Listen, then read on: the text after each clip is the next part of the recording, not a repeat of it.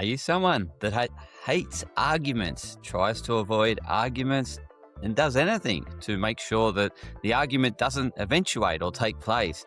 Are you this person?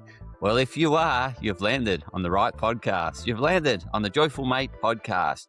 I'm your Joyful Journey mentor, Anthony Hartcher, and today I'm here to share some insights around how you can see the other side of arguments, so that you're not seeing arguments as all bad, as, oh, they shouldn't happen. We shouldn't argue. We shouldn't have fights. And when I'm talking about, I guess, this subject matter, I am conscious that some do escalate into, harm, a physical harm or verbal harm. So I'm more talking about the, lesser severity ones and how to avoid arguments getting to a severity context. So with that in mind, what I'm sharing is essentially what happens with arguments is that it's our pride ultimately that gets in the way, and the other person's pride.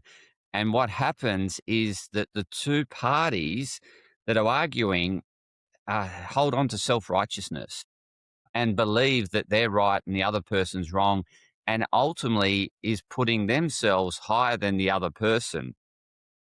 In order to diffuse arguments, we really need to lean into them and understand what the other person is ultimately trying to tell us.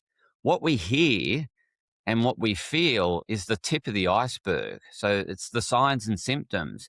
But underlying is a message that they've been trying to get across, that they feel that they haven't got across, and that they feel that they haven't been understood.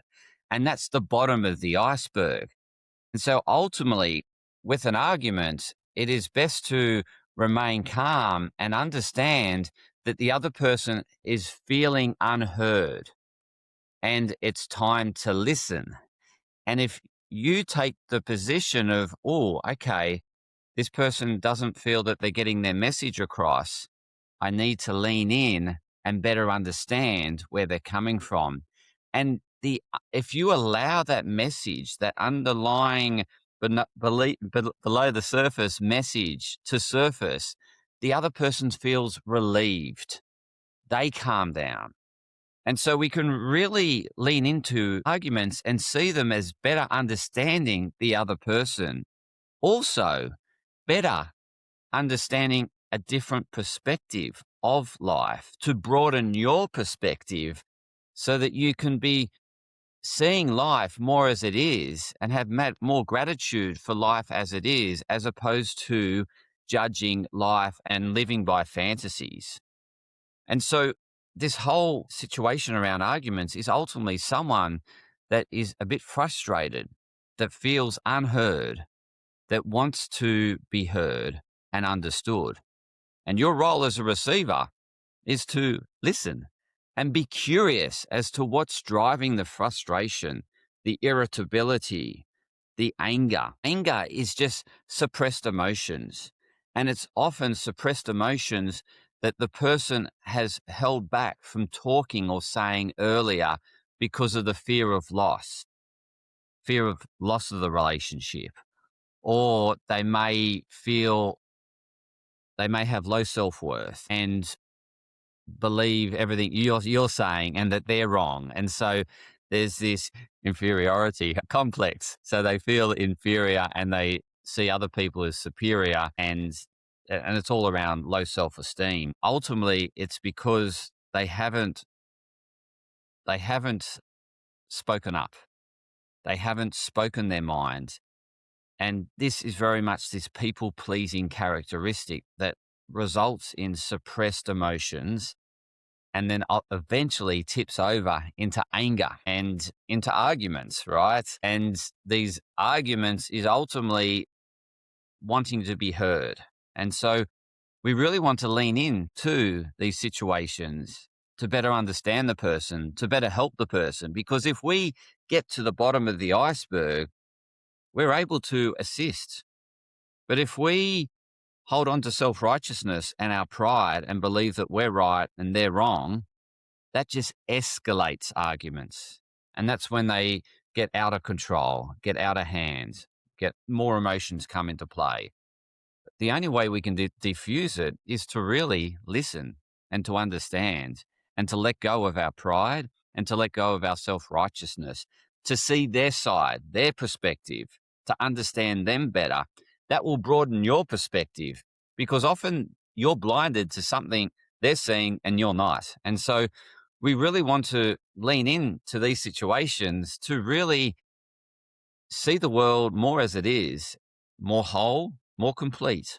And people are waking us up to our blindness, how things that we are unconscious of, they're bringing it to our conscious awareness. And it may be unsettling for us because it's maybe stuff that we're shameful of, that we need to find love and we need to love it in order to remove that shame and guilt. So there's always some entanglement here as to you think they're the problem, but ultimately it's something within you that's unsettled and it's from a prior experience that needs to be dissolved or resolved because it brings up triggers of seeing something in your youth or childhood and you felt uncomfortable with it. And a lot of, I guess, people feel uncomfortable in these situations because of this glamour that Hollywood paints around relationships, right? That they're all romantic and glamified. And we see that's one side of relationships. But the other side is understanding one another. The glamour side is more that, yes, this is what we have in common. This is where we connect deeply, but we connect deeper when we understand the other side and love the other side of the person. And often what happens with the glamour relationships, the romantic relationships, they dissolve in time because the other side of the person comes out and that's the uncomfortable side. It's reminding them of something inside of them that they don't like. And so it's like a mirror. They're seeing themselves and they don't like that side of themselves and they can't stand seeing that side of themselves. And so therefore they run away from that relationship or leave that relationship. So ultimately, these conflicts are helping us to love something we haven't loved, to let go of pride, to let go of self righteousness, to see a broader perspective of life, to ultimately embrace life as it is, to be grateful for life as it is, and to love one another for who they are. So it's not there to, it's not necessarily war. War's a result of suppressed emotions. And suppressed emotions happen because the other person is feeling inferior and that they're not worthy to speak up or their opinion's not valued. And so they don't speak up. And so if that happens, then eventually they're going to boil over and spill out in anger and frustration. And so that's a cue or a sign or a symptom of, hey, I'm not understanding this person or this person feels. And again, it can be a subjective understanding from their perspective is that they feel unheard, but you may be hearing them, but they feeling unheard. So once they get angry, then it's time to really listen and listen deeply and to understand, seek to understand first. And then when you better understand them, you're able to help them. They calm down as a result of being understood. And so it's really important that we lean in to these situations as opposed to putting our point of view first and speaking over the top of them. And then they still feel more and more unheard. And then that elevates the argument to a point that it explodes, right? So we don't want that. Ultimately, we want to extract what we need from the argument to better understand the person, to deepen the relationship so that you can ultimately see where they're frustrated and help them or help them understand why you're behaving in such a way. And then when you both have that understanding, you're able to move forward and grow together. So ultimately, these arguments can deepen relationships if you choose to see that side, or ultimately arguments can be the cause and break of relationships.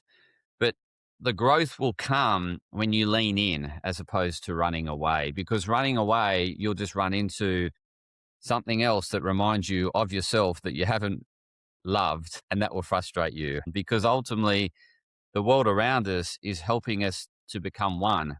And if we choose to ignore that, we feel more and more disconnected. So ultimately, if you want to feel more connected with one another and everything, then we need to start to look inwards. We need to understand why we're feeling frustrated, irritable, or angry at someone. We need to understand our emotions, what's driving that. And then we need to dissolve that. And the only way we can dissolve that is looking at the other side, looking at the wholeness of it. If you're feeling guilt, then what's the upside of that guilt? How does it help? How does it help you and how does it serve you in terms of what you value? So if you're wanting help to embrace arguments and to really grow and develop relationships, then please reach out because I can help you identify what's stopping you from moving forward, those roadblocks. I can help you dissolve those roadblocks to help you see the broader picture, context of what's happening around the argument so that you can ultimately extract the argument and see it for what it is and ultimately grow from it and help the other person grow from it by enabling the support function because you better understand them. So please reach out. I'd love to help you if you're finding yourself in constant arguments, either with yourself or with others, and you're wanting to find the love and gratitude in what's happening. I can help you with that. Please reach out. Please book a discovery session with me in the show notes. And until next time, continue on your joyful journey. Thank you.